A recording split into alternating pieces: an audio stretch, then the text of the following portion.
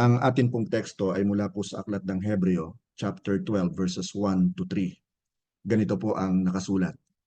Sa Hebreo 12:1, kaya nga, dahil napapaligiran tayo ng napakaraming saksi, tanggalin natin ang anumang balakid at ang kasalanang kumakapit o pumipigil sa atin. Buong tiyaga tayong tumakbo sa takbuhing nasa ating harapan. Ituon natin ang ating paningin kay Jesus. Sa kanya nakasalalay ang ating pananampalataya mula simula hanggang katapusan. Dahil sa kagalakang naghihintay sa kanya, hindi niya inalintana ang kahihiyan ng pagkamatay sa krus. At siya ngayon nakaupo sa kanan ng trono ng Diyos. Isip-isipin niyo kung gaano ang tiniis niyang pag-uusig sa kamay ng mga makasalanan upang hindi kayo manlupaypay o panghinaan ng loob. Hayaan niyo pong simulan ko ang ating pag-aaral sa isang kwentong akin pong nabasa. Patungkol po ito kay Coach Lou Little ng football noong pong 1920s. Actually, meron po siyang isang average player na bihira niya pong ipasok sa game, lalo na kapag crucial yung game. Pero nagigiliw siya sa batang ito, lalo pa nga pag nakikita niyang very close ang bata sa kanyang tatay. Now, ilang araw bago ng isang malaking laban ng kanilang team, habang nasa school po yung bata, tumawag kay Coach Lou ang nanay ng bata para sabing inatake sa puso ang tatay nito at tuluyan ng namatay. Ang sabi ng nanay sa coach, kayo na po ang magbalita sa anak ko dahil alam kong mas matatanggap niya kung kayo ang magsasabi. Labis na nalungkot ang bata sa balitang kanyang narinig sa kanyang coach at siya po'y umuwi ng luhaan. Ngunit makalipas ang ilang araw, pagbalik niya sa eskwelahan, nakiusap ang bata kay Coach Lu na kung maaari ay ipasok naman siya sa darating na laban. Ang sabi niya, natitya ko po na labis na matutuwa ang aking tatay. Bagamat nag-aalangan, siyempre yung coach, sumagot siya sa bata at ang sabi niya, okay, pero sandali lang ha, ipapasok kita sandali lang dahil napakalaga ng laban nating ito. So ipinasok ni Coach Lu yung bata, ngunit hindi na niya ito inalis hanggang sa matapos ang laro at sila po'y nanalo. After the game, tuwang-tuwa po na pinuri ni Coach Lu yung bata. Ang sabi niya, grabe ang ganda ng nilaro mo. Ngayon lang kita nakitang naglaro ng ganoon ka-intense. Napahanga mo talaga ako. Sumagot po ang bata. Coach, ilan lang po ang nakakaalam. Bulag po ang tatay ko. At ngayon po ang kauna-unahang sandali na nakita niya akong maglaro. Bawat isa po sa atin ay nangangailangan ng motivation at encouragement to run the race of life na inihanda ng Diyos para sa atin. At ang isa sa greatest sources ng encouragement para sa atin ay ang balikan ng mga halimbawa ng mga nauna po sa atin. Sa pagtatapos po ng Hebrews chapter 11, kung mapansin niyo po, Hebrews 12 ang binasa ko sa inyo. Sa Hebrew 11, mababasa po natin ang tungkol sa mga great men and women of God na nagtagumpay laban sa may hirap na pagsubok nila sa buhay dahil nanatili po silang nakafocus sa Diyos. At ngayon, ini-encourage tayo ng sumulat ng Aklat ng Hebreo sa simula ng chapter 12 na buong tiyaga tayong tumakbo sa takbuhing nasa ating harapan. At tulad nila, makakamit din natin ang tagumpay. Mararating din natin ang ating goal kung tatakbo tayong tulad nila na may pananampalataya. Ang pamagat po ng pag-aaralan natin ngayon ay takbuhin ng Kristiyano. Basahin natin muli ang nakasulat po sa Hebreo chapter 12 verse 1 at pakinggan natin ang payo o paalala sa atin ng sumulat ng Aklat ng Hebreo. Kaya nga, dahil napapaligiran tayo ng napakaraming saksi, tanggalin natin ang anumang balakid at ang kasalanang kumakapit o pumipigil sa atin. Buong tiyaga tayong tumakbo sa takbuhing nasa ating harapan. Habang tumatakbo tayo sa takbuhin ng Kristiyano, ipinapaalala sa atin ng sumulat ng Hebro na unang-una, tayo'y napapaligiran ng napakaraming saksi.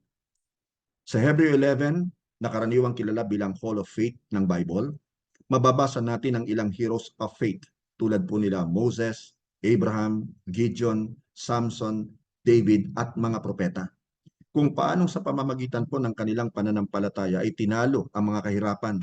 Namuhay po silang matuwid, natanggap ang mga pangako ng Diyos at naging matapang sa pakikipagdigmaan. Ngunit mababasa rin po natin sa aklat po ng Hebreo 11:36-37, mayroon namang hinamak at hinagupit at mayroon ding ikinadena at ibinilanggo. Ang iba naman ay pinagbabato, nilagari sa dalawa, tinukso at pinatay sa tabak. Ang iba'y nagdamit ng balat ng tupa at kambing, ang iba'y namulubi, inapi at pinagmalupitan. Sa verse 38, hindi karapat-dapat sa kanila ang daigdig. Nagpagala-gala sila sa mga ilang at kabundukan.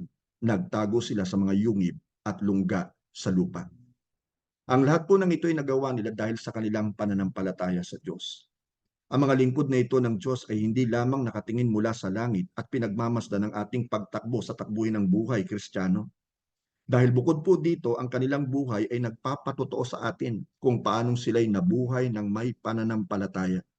Kahit na napakaraming discouragements, kahit na mabibigat ang mga pagsubok at problema, at kahit na nakaranas po sila ng takot, ang bawat isa sa kanila ay nagtagumpay at ginantimpalaan ng Diyos. Ngayon, magagawa rin po natin ito kung iko-commit din natin ang ating buhay sa Diyos.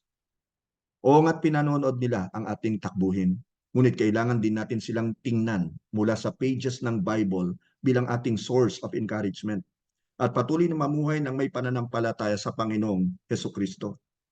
Alam nyo, gagawin ng dyablo ang lahat ng kanyang magagawa para i-discourage tayo at tumigil na sa pagtakbo. So kailangan po ng bawat isa sa atin ng fresh encouragement para manatili sa takbuhin na inihanda ng Diyos para sa atin. Halimbawa, maaring may magsabi sa inyo, namatayan po ako ng mga mahal sa buhay. Malala ang sakit ko. Iniwan ako ng aking mga kaibigan. Alam mo, tatayo si Job at sasabihin sa iyo, alam ko kung paanong mawalan ng mga mahal sa buhay, ng mga anak, ng kabuhayan at mga kaibigan. Ngunit ang Diyos ay tapat magpakailanman. Kahit patayin niya ako, patuloy pa rin akong magtitiwala sa Kanya. Kahanga-hanga ang binanggit ni Job na yan. Now, ikalawa po, maaring sabihin naman ng iba, parang gusto ko nang i-give up ang pananampalataya ko. Hindi naman patas ang trato sa akin ng marami, maging ng mga kapatid ko. Hindi ako nabibigyan ng pansin. Madalas akong ma-reject. Naiisip ko na baka wala na rin pakialam ang Diyos sa akin na hindi niya talaga ako mahal. Kapatid, kaibigan, tatayo si Joseph at sasabihin sa iyo, alam ko ang pakiramdam ng tratuhin ng hindi patas. Ipinagbili ako ng aking mga kapatid para maging alipin. Pinagbintangan at nakulong ako kahit wala akong kasalanan. Ngunit mabuti at tapat ang Diyos.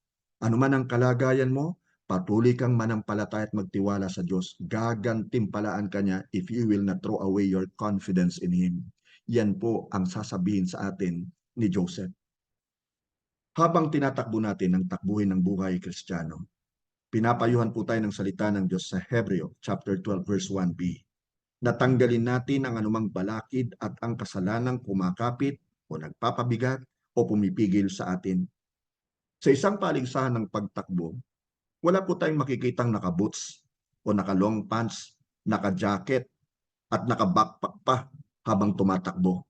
Kahit sabihin po natin na dumaan sila sa matinding training. Bakit kanyo? Dahil tiyak na mahihirapan at matatalo siya. Kaya dapat magaan lang ang suot natin at wala tayong dalang excess baggages sa ating takbuhin bilang Kristiyano. Kapatid kaibigan, meron ka bang kabigatang pinapasan sa sandaling ito? Tanggalin mo ang mga extra baggages na pasan-pasan mo upang makatakbo ka ng maayos tungo sa mga layunin ng Diyos sa buhay mo at makarating ka doon sa finish line kung saan naghihintay sa iyo ang ating Panginoong Hesukristo. Binanggit din po sa Hebreo 11:1b at ang kasalanang kumakapit. Ano po? Sa atin. Tinutukoy niya po rito ang kasalanang madalas nating ginagawa. Maaring sa sandaling ito ay maisip mo at masabi mo, alam ko ang isang kasalanan na madalas kong ginagawa at maaring maging dahilan ng aking pagbagsak o kapahamakan. Para sa iba, maaring ito'y kakulangan ng tiwala sa salita ng Diyos. Para sa iba, maaring ito'y pusong hindi marunong magpatawad. Para sa iba, maaring ito'y kayabangan o pagiging makasarili o maaring ito'y addiction sa pinagbabawal na droga o alak o sigarilyo o pornography. Kapatid kaibigan, anuman ang kasalanan, kailangan natin itong iwaksi. Dahil kung hindi, kakapit ito sa atin at hindi natin matatapos ang takbuhin ng may kagalakan. Dagdag pa po sa Hebreo 12:1b, buong tiyaga tayong tumakbo sa takbuhing nasa ating harapan. Kailangan natin ng katyagaan sa takbuhin. Ang takbuhin po ng Kristiyano ay madalas maitulad sa marathon at hindi sa isang sprint race lamang. Bihirang-bihira po tayong makakakita ng runner na titigil sa pagtakbo sa 100-meter dash race. Ngunit marami tayong makikitang runners na titigil sa pagtakbo dahil wala silang endurance o katyagaan na tapusin ang takbuhin. Now, kapatid, kaibigan, magpakatatag ka sa Panginoon at sa kanyang kapangyarihan, maging matyaga ka. Makakatulong ang mga ito para malutas mo ang iyong mga problema. Tandaan mo na ginagamit ng Diyos sa mga pagsubok, ang mga problema, ang kapighatian upang palakasin ang iyong pananampalataya. Sa ating takbuhin, patuloy tayong tinuturuan ng Diyos na lubos na umasa at magtiwala sa Kanya. Ngayon, basahin po natin ang nakasulat sa aklat ng 2 Korinto, chapter 1, verses 8 to 9. Mga kapatid, nais naming malaman nyo ang mga kapighatiang dinanas namin sa Asya. Napakabigat ng aming dinanas, ano pat akala namin ay mamamatay na kami. Para kaming hinatulan ng kamatayan, subalit nangyari yon upang huwag kaming manalig sa aming sarili, kundi sa Diyos na muling bumubuhay sa mga patay. Sa atin pong takbuhin bilang Kristiyano, lagi nating isipin ang mga paalala ng salita ng Diyos para sa atin. At sa aklat po ng Hebreo 12:2, nakasulat, ituon natin ang ating paningin kay Jesus. Sa Kanya nakasalalay ang ating pananampalataya mula simula hanggang katapusan. Dahil sa kagalakang naghihintay sa Kanya, hindi niya inalintana ang kahihiyan ng pagkamatay sa krus at siya ngayon nakaupo sa kanan ng trono ng Diyos. Again, sa takbuhin ng Kristiyano, kailangang iisa lamang po ang focus natin. At ito'y walang iba kundi ang ating Panginoong Hesus. Patuloy nating ituon ang ating paningin kay Hesus. Huwag tayong tumingin sa kaliwa, sa kanan, sa likod natin. Madidistract lang po tayo. Madadaya tayo ng kaaway. Malilinlang niya tayo. Magtiwala tayo sa ating Panginoong Hesus. Nakasulat nga po sa aklat ng awit 118:8. Mas mabuting manalig sa Panginoon sa halip na magtiwala sa tao. Kanino ka nagtitiwala, kapatid? Kanino ka umaasa? Alam mo, magtiwala tayo sa Diyos. Siya ang champion ng ating pananampalataya. Wala isa man sa mga great men and women of God sa Hebrew 11 ang may kukumpara kay Jesus. Si Jesus lamang ang lubos na nakasunod sa kalooban ng kanyang Ama at siya'y hindi nagkasala. He lived a perfect life. Kay Jesus nakasalalay ang ating pananampalataya mula simula hanggang katapusan. Meaning, kasama at katulong natin sa ating buong takbuhin ang ating Panginoong Hesus upang matyak ang ating tagumpay. Kasama natin siya. May nasimulan ka na bang gawain pero hindi mo natapos? Project ba ito sa school? O sa iyong trabaho? Pag-aaral ba? Salamat sa Diyos dahil walang sinimulan si Jesus na hindi po niya tinapos. Panghawakan natin ang kanyang salita na nakasulat po sa aklat ng Filipos, chapter 1, verse 6. Natitya kong ipagpapatuloy ng Diyos ang mabuting gawain na sinimulan niya sa inyo hanggang sa araw ng pagbabalik ni Kristo Jesus. Glory to God. Heavenly Father, kami po'y nagpapasalamat na muli sa iyo sapagkat pinaunawa mo sa amin, pinaalala mo sa amin na kami merong takbuhin na dapat po naming tapusin. At maraming salamat po sa katiyakan, Panginoon, na sa buong takbuhin na ito, sa buong journey namin sa life na ito, kasama namin ang Panginoong Jesucristo. At nakatitya kami ng tagumpay. We continue to bless your holy name, my Lord. Maraming salamat po sa pagtuturo mo sa amin. Panghawakan namin, Panginoon, ang mga salita mo. Masalimuot ang takbo ng buhay ngayon. Walang kasiguruhan, Panginoon. Pero ang natityak namin, ikaw naman ang umahawak sa aming buhay maging sa mga sitwasyon namin.